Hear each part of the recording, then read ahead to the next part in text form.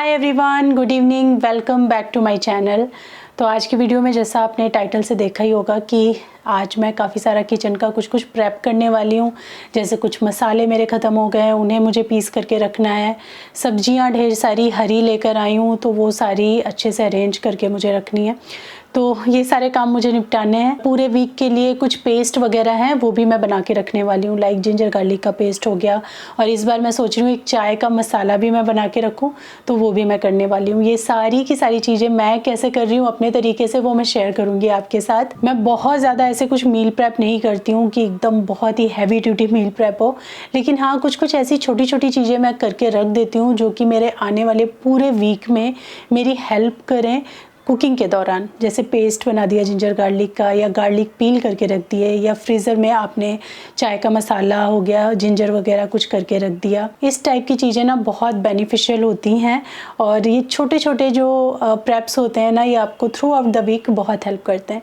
तो ज़रूरी नहीं कि आप सैटरडे संडेज़ ही प्रिपरेशन करो, बिकॉज सैटरडे संडे तो मैं अपनी फैमिली के साथ वो टाइम इंजॉय करना, बाहर घूमना, या घर पर ही टीवी देख के, मूवी देख के, सीरीज़ देख के ऐसे इंजॉय करना पसंद करती हूँ। तो मैं मोस्टली सैटरडे संडे फ्री रखती हूँ।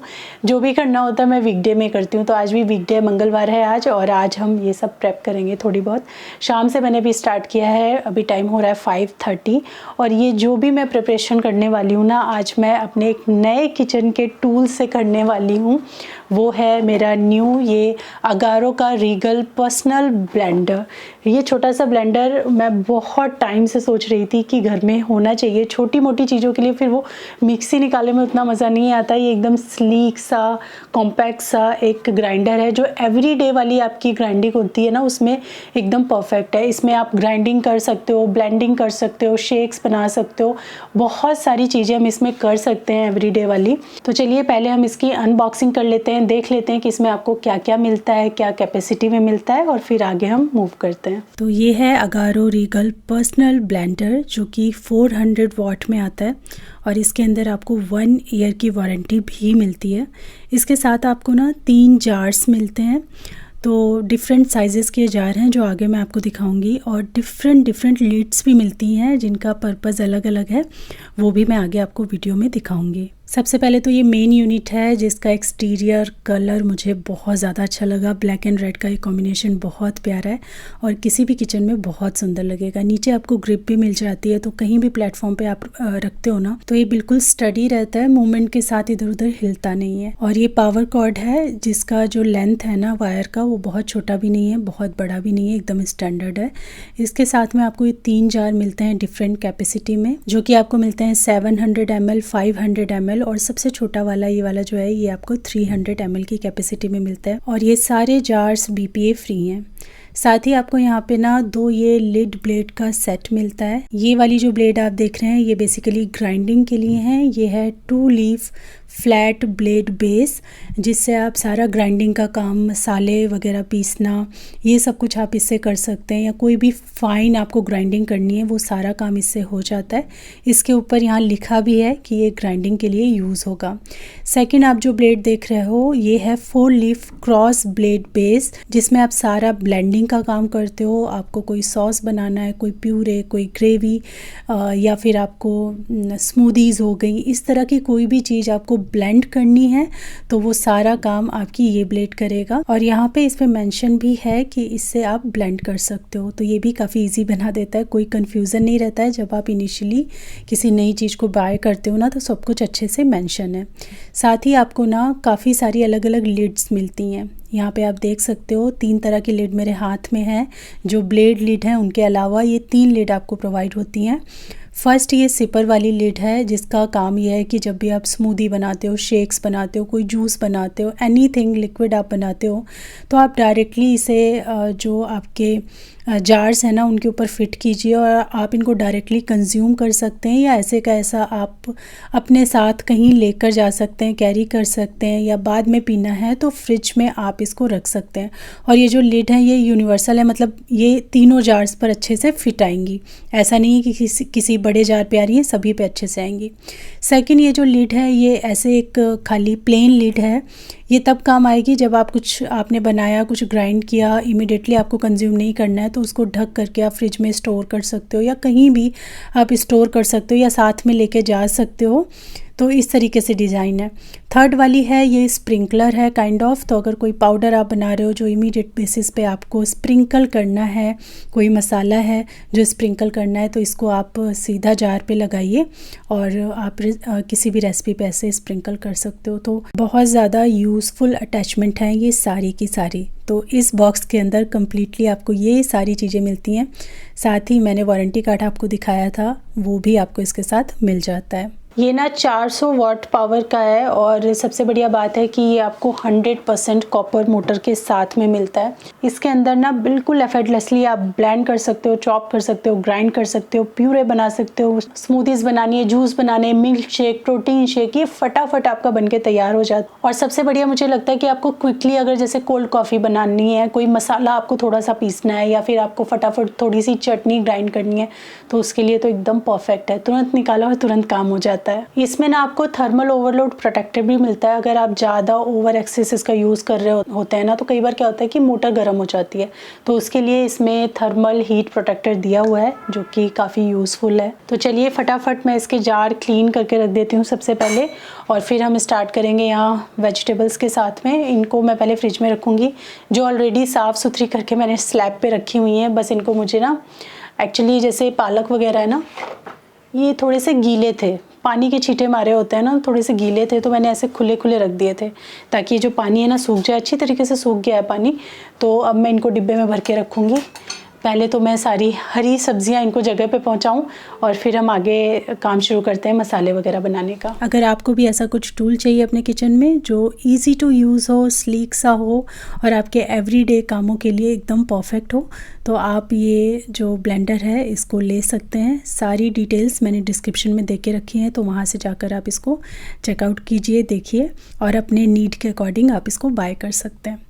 तो चलिए फ़िलहाल तो जो सब्ज़ियां मैंने ऑलरेडी यहाँ पे करके रखी थी ना, उनको मैं अरेंज कर देती हूँ। ये सारी सब्ज़ियां साफ़ हो चुकी हैं, मतलब जो छांटते हैं ना वो सब कर लिया है। अलग अलग मैंने ओपन करके रखा था क्योंकि गीली थी ये, अब थोड़ा सा ड्राई हो गई हैं, तो बस इनको बॉक्सेस में भरूँगी और फ्रिज में रख दूँगी।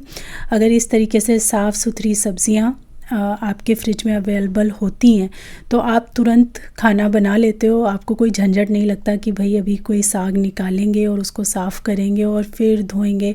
एक बहुत लंबा प्रोसेस होता है, खासकर किसी भी लीफी वेजिटेबल को बनाने का, चाहे वो पालक हो, चाहे मेथी हो, चाहे सोया हो।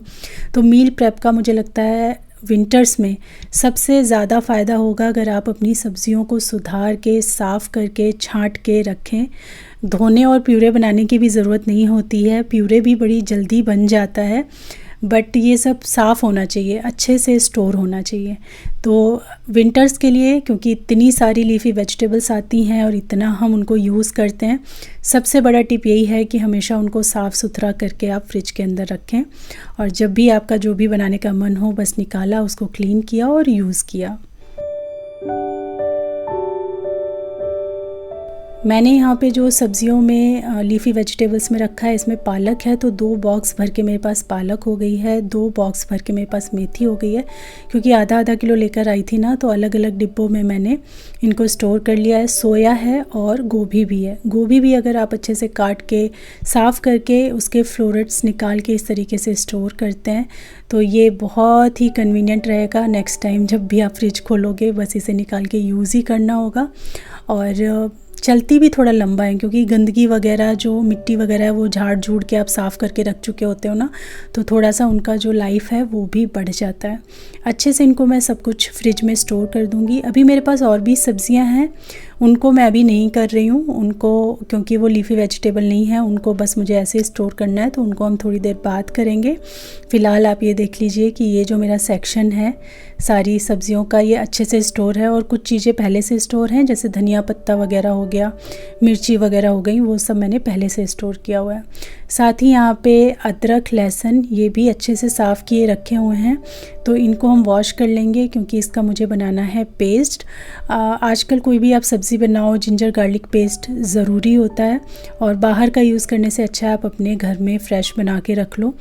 तो 1 वीक आराम से आपका चल जाता है। थोड़ा सा भी आप बना के रख लो, क्योंकि कुछ लहसुन तो हम ऐसे ही कटे हुए या ग्रेट करके या चॉप करके यूज़ करते हैं, बट कुछ सब्जियों में आपको पेस्ट की ज़रूरत पड़ती है। तो या तो आप फ्रीज़र में स्टोर कर लें, या अगर ज़्यादा यूज़ करते हैं आप तो फ्रिज में भी 1 वीक 10 डेज़ आराम से चल जाता है। हरी मिर्च है जिसके डंठल में हटा रही हूँ, क्योंकि सिर्फ मैं जिंजर गार्लिक नहीं बल्कि जिंजर गार्लिक चिली पेस्ट बना के रखने वाली हूँ, तो इनका भी यूज़ करूँगी उसमें।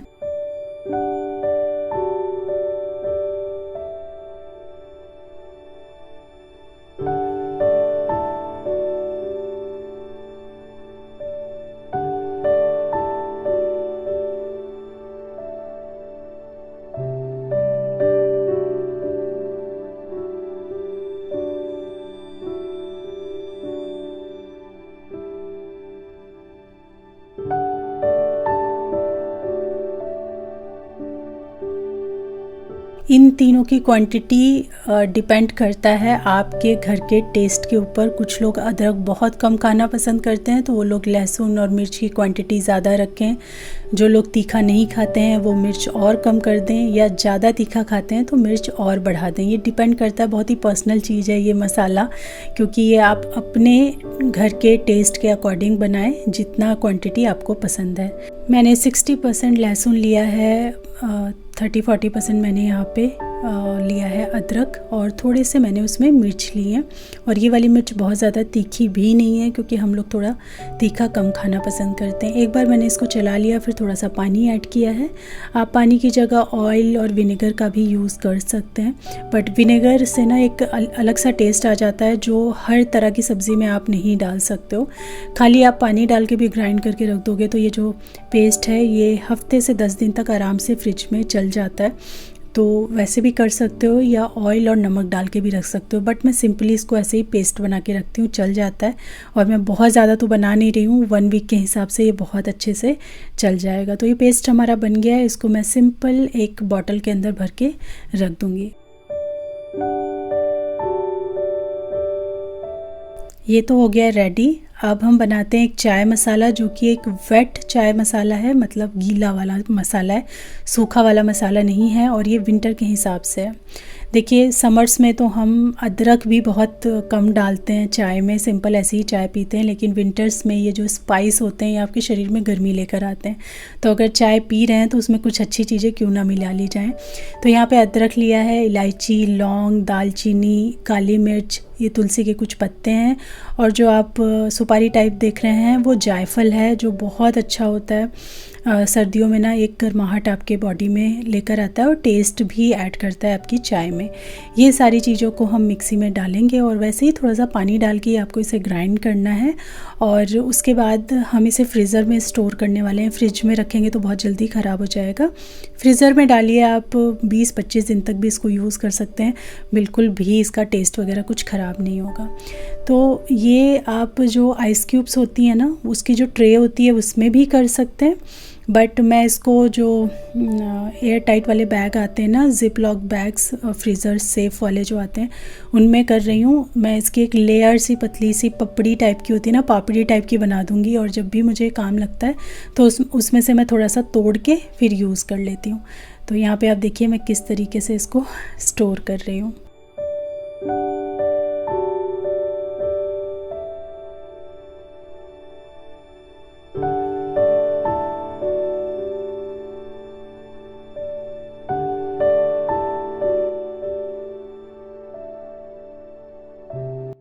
जिस जार को मैंने यूज़ किया था ना ये चाय मसाला बनाने के लिए, उसको मैंने ऐसे वॉश किया, और ये जो पानी है ना इसके अंदर, इसको मैं थ्रो नहीं करूँगी। ये चाय का जब हम पानी चढ़ाते हैं ना, जिसमें चाय पत्ती वगैरह डालते हैं, इस पानी को मैं उस तरीके से यूज़ कर लूँगी, तो बढ़िया सा फ्लेवर जो भी इसके अंदर है वो सब चाय में आ जाएगा। तो एज़ इट इज़ मैं इसको फ्रिज में स्टोर कर रही हूँ अपनी इस रीसीलेबल लिड के साथ में, और मैं ऐसे कैसे फ्रिज में इसे रख दूँगी। चलिए बनाते हैं अब गरम मसाला। मैंने कहा था ना मसाला मुझे बनाना है, तो लगभग 1 वीक हो गया, गरम मसाला ख़त्म हो गया है घर में। तो ये जो पैकेट है ना, ये वाला जो फ्लेवर है मुझे बहुत पसंद आता है। ये बिल्कुल वैसा ही फ्लेवर है जो मैं घर में गरम मसाला बनाती हूँ। ये श्याम का गरम मसाला डी मार्ट में मिलता है, तो मैं 2 पैकेट लेके आई थी। एक पैकेट बनाया, ख़त्म कर दिया। अब ये दूसरा पैकेट है। सारी चीज़ें इसमें बड़े अच्छे प्रोपोर्शन में होती हैं। बस खाली दालचीनी मुझे ज़्यादा लगती है, तो दालचीनी मैं इसमें से निकाल लेती हूँ और अपने हिसाब से ना, जैसे 5-6 दालचीनी होती हैं तो सारी निकाल करके मैं मैक्सिमम 1 और 2 दालचीनी इसके अंदर ऐड करती हूँ, बाकी सब निकाल लेती हूँ। बस इसको हम छोटे वाले मैंने जार में लिया है और जो ग्राइंडिंग वाला हमारा ब्लेड है उसको लगा करके अच्छे से मसाला ग्राइंड कर लूँगी। तो इसमें आप कोई भी मसाला ग्राइंड कर सकते हैं, धनिया पाउडर, जीरा पाउडर, भुना जीरा पाउडर, चाट मसाला जो हम घर पे बनाते हैं, या इस तरीके से गरम मसाला, धनिया, कुछ भी आप इसमें इस तरीके से ग्राइंड कर सकते हो। और ये परफेक्ट ग्राइंड हुआ है। गरम मसाला जब एकदम ताज़ा ताज़ा पीसो ना, तो क्या बढ़िया खुशबू आती है। इतनी अच्छी खुशबू आ रही है ना इसमें से, मैं क्या बताऊँ। और कुछ दिनों में ना फिर ये खुशबू चली जाती है, तो जितना फ्रेश आप पीस के रखो उतना ज़्यादा अच्छा होता है। तो ये है मेरा गरम मसाले का डब्बा जो पूरा खाली हो चुका है, इसमें डाल देते हैं। और अगर सब्ज़ी के ऊपर आपको स्प्रिंकल करना है, कुछ भी चाट मसाला आपने बनाया है या फिर कोई भी मसाला ऐसा बनाया है जो तुरंत आपको यूज़ करना है, तो इसके अंदर ये जो स्प्रिंकल करने वाली कैप आती है, इसको आप लगा करके देखिए ऐसे ही स्प्रिंकल कर सकते हैं। कितना अच्छे से स्प्रिंकल हो रहा है। बट फिलहाल मुझे तो इसे अपने जार के अंदर फिल करना है। थोड़ा बहुत अभी मुझे फ्रिज और ऑर्गेनाइज़ करना है, दूसरी चीज़ें जो दूसरी सब्जियां उनके साथ में, लेकिन वो मैं बाद में करूँगी। पहले मैं बना रही हूँ डिनर।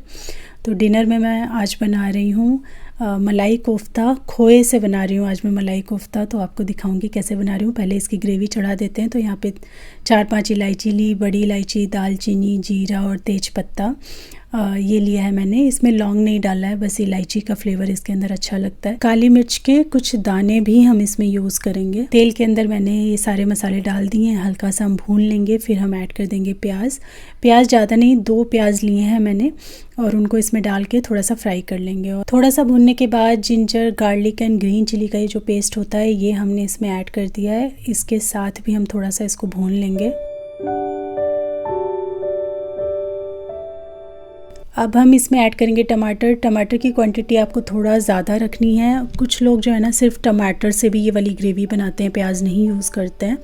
तो आपको जैसे पसंद हो आप वैसे बना सकते हो। मैं थोड़ा सा प्याज डालना पसंद करती हूँ। तो 2 प्याज मैंने लिए थे, उसके अगेंस्ट 6-7 टमाटर होंगे मीडियम साइज़ के, जो बस मोटे मोटे चॉप करके मैंने इसमें डाल दिए हैं। साथ ही इसमें ऐड कर दिया है नमक और काजू 1 मुट्ठी भर के। बस इसको ढक करके पका लेना है तब तक जब तक ये अच्छी तरीके से सारी चीज़ें गल नहीं जाती। तो एक तरफ हमारा जो ग्रेवी का मसाला है वो हो रहा है। अब हम कोफ्तों की तैयारी कर लेते हैं, जिसके लिए मैंने आलू पहले उबाल के रख लिए थे। 3 आलू मैंने लिए हैं और लगभग 300 ग्राम तक मैं पनीर लूँगी इसके अंदर।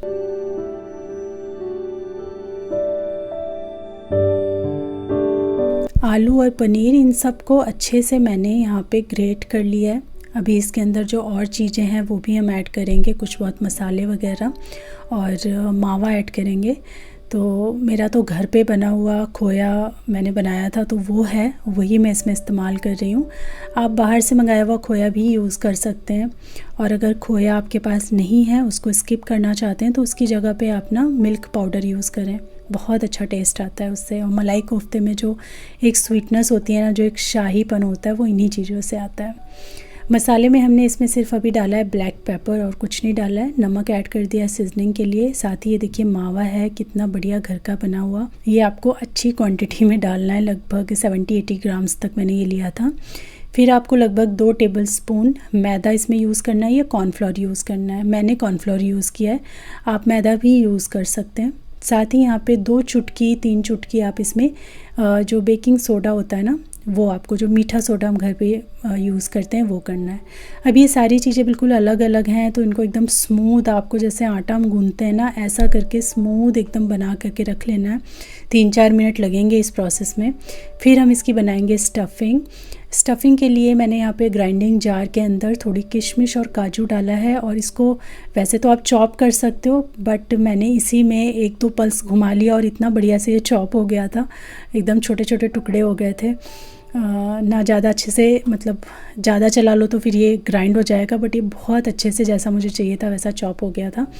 तो ये किशमिश और काजू का ले लिया है मिश्रण, धनिया पत्ता ले लिया है, ब्लैक पेपर, नमक, साथ ही आपको थोड़ा सा मावा भी डालना है इसमें। तो ये हो गया खोया, और साथ में जो आपने अभी कोफ्ते के लिए आउटर लेयर के लिए बनाया ना आलू डाल के, वो भी आप थोड़ा सा इसमें मिक्स कर लो। सारी चीज़ों को अच्छे से मिलाओ और ये हमारी स्टफिंग तैयार है। अब बस हमें बनाने हैं कोफ्ते, जिसके लिए बस ये जो आउटर लेयर है ना, इसको आपको ऐसे फैलाना है। जैसे हम स्टफिंग के साथ कचौड़ी पराठा जैसे करते हैं ना, बस वैसे ही करना है। अच्छी तरीके से गोल गोल आप इसको कर लीजिए। और साइज़ जो है डिपेंड करता है छोटा बड़ा कितना आप रखना चाहते हो, उस हिसाब से आप साइज़ रख सकते हो। मुझे ये ना थोड़े बड़े बड़े ही पसंद आते हैं, तो बस मैंने वैसे ही यहाँ पे बनाए हैं।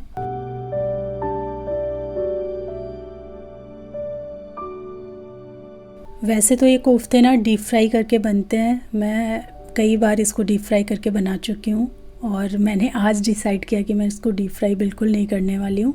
आज मैं इसको जो अप्पे पैन है उसके अंदर करूँगी। बहुत से लोग ऐसे भी बनाते हैं।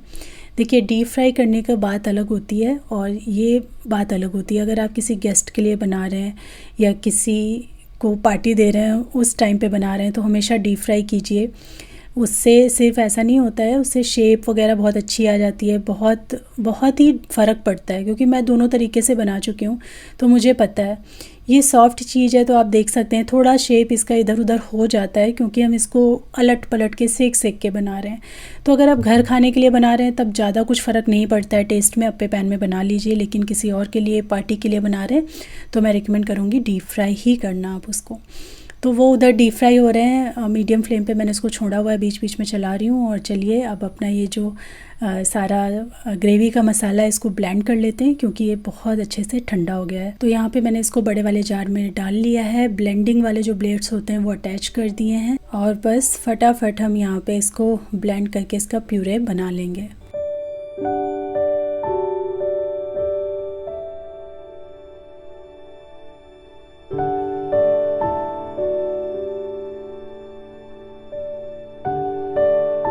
ये जो ग्रेवी होती है ना, ये बिल्कुल स्मूथ होती है, तो इसीलिए इसे छानना बहुत ज़रूरी है। ऐसे हम कुछ बनाते हैं तो बिना छाने भी काम चल जाता है, लेकिन मलाई कोफ्ता है जिसकी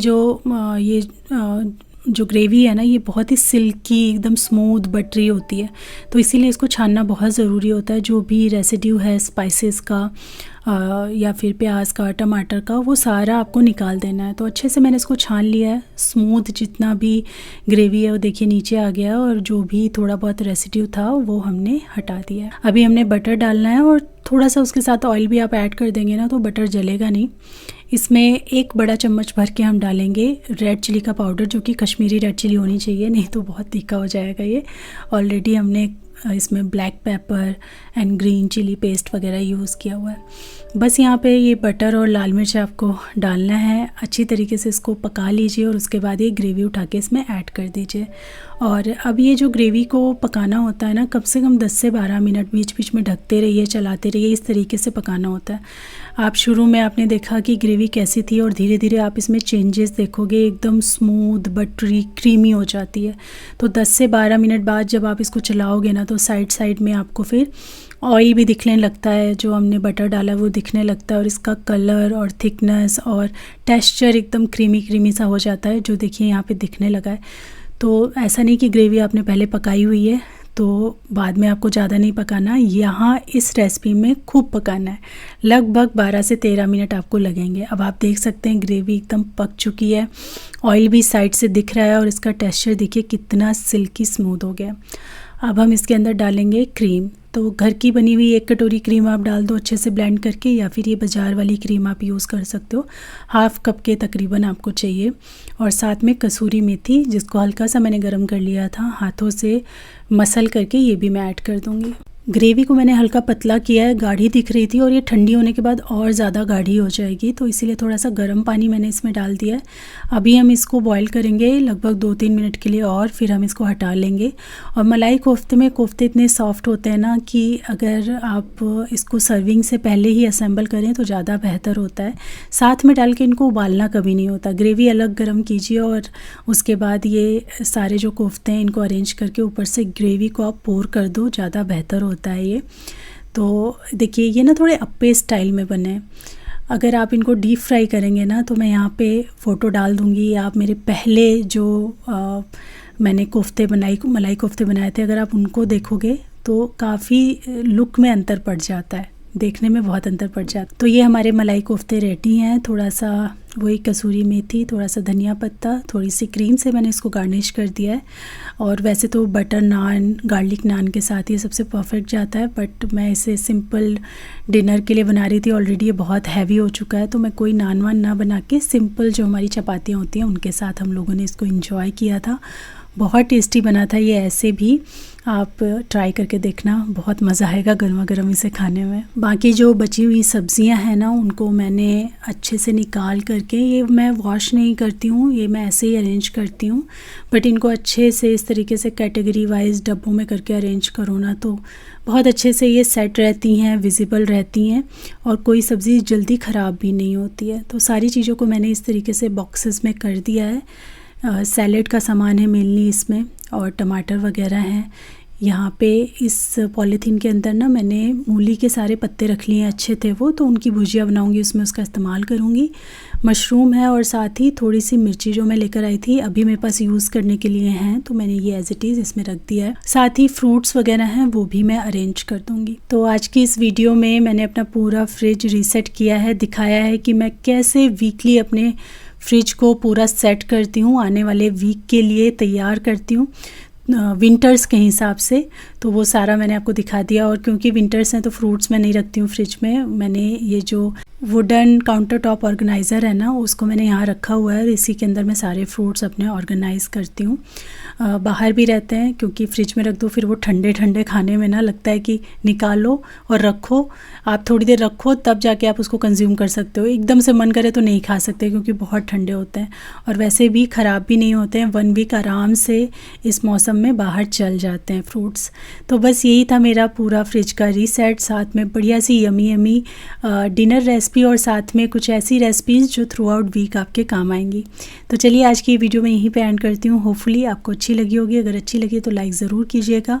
अगर आपको ब्लेंडर अच्छा लगा है तो उसकी डिटेल डिस्क्रिप्शन में एक बार उसको देख लीजिए। मैं मिलती हूँ आपसे अपनी नेक्स्ट वीडियो में। तब तक के लिए thanks for watching. Take care, bye bye.